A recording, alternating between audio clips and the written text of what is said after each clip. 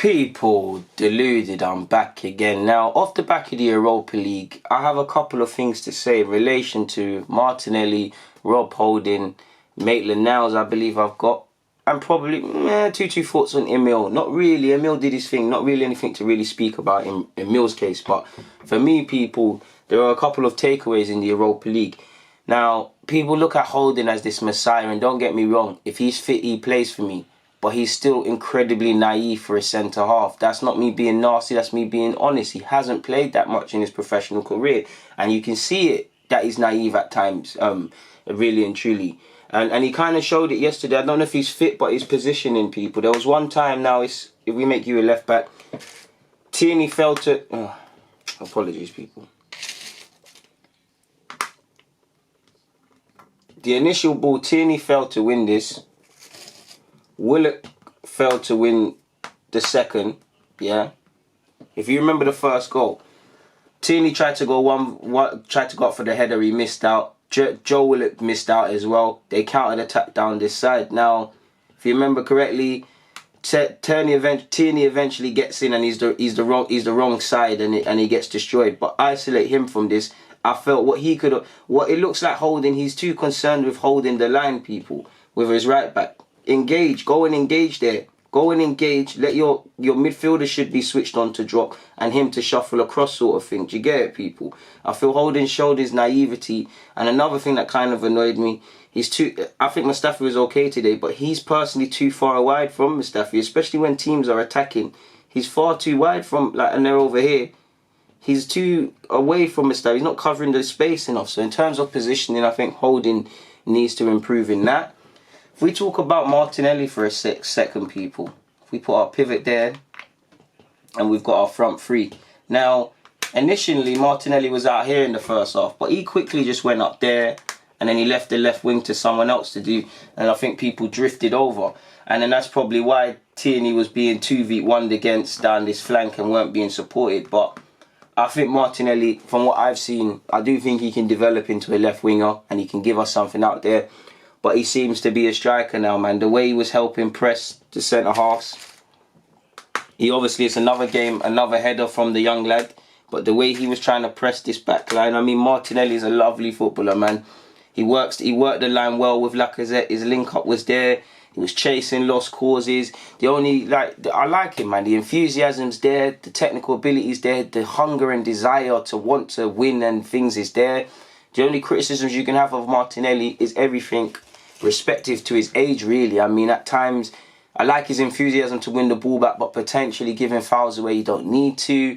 I felt second half he was a bit quiet, and obviously when you're a young player and you're playing so well in the first half and you're not really getting on the ball, there's that temptation to chase the ball and go after it and follow it and whatnot. And I felt that kind of hurt us a bit because, again, Tierney 2v1, and you don't want to chase it. You need to let things come natural. But these are all relative to his age, people. Away from that, I think Emil played very well in this role. I think he's shown that. I think Joe's going to be ahead of him in Emery's thinking, as is Ceballos, potentially Ozil as well. But Emil's shown that he can do something in this position as well, in my opinion. And then you've got Maitland-Niles. Now, I'm a big fan of Maitland-Niles, but Maitland, you've got to be switched on. You're in the middle of the park. You have just received it. Let's remove these guys, man. You have literally just received it off Joe or whoever passed it to you. You can't be that midfield. Do you know what? Before my man's even come or you've even seen Joe with the ball, you need to have seen the picture of, yeah, he's going to close me down. I need to distribute it to my right back or spray it or whatever. But you're too casual. You're too casual. There's no urgency. You get dispossessed. They obviously, just to make the point, break, hit the post, and eventually score, people. But Maitland, I like that. I like Maitland-Niles. I'm a fan of Maitland-Niles. I think he can be a versatile player. I still think he can have a future in midfield somewhere. But you're beginning to wonder if it's going to be here. Again, I don't want to write people off because he's still relatively young. But he's at that point where young players stagnate. He's come up and you have that initial burst into the first team. Then it's about improving. I do think he has improved since he's first come about. And he has had good games for us. But he's stagnating. He wants to be a player in the final third. I don't think his play is poor in the final third, but how much can it improve?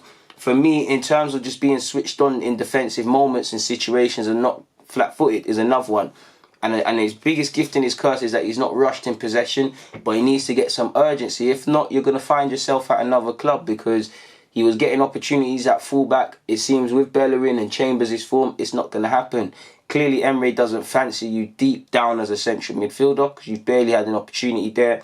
While right wing, it's almost impossible for Maitland-Niles to make that grade unless a miracle happens, because again, I'm a fan of Maitland-Niles. He's a yard man. I think he's a good player. He's come from the academy. But at the end of the day, Nelson, you got the Nelsons, you got the Martinellis, you've got the Sakas, you've got all these players. It's difficult to imagine Maitland-Niles making it as a winger, because I don't personally feel that's his skill set. He can develop it and get it, but I don't feel that's him, people. So he needs to develop, where he runs the risk of not being here.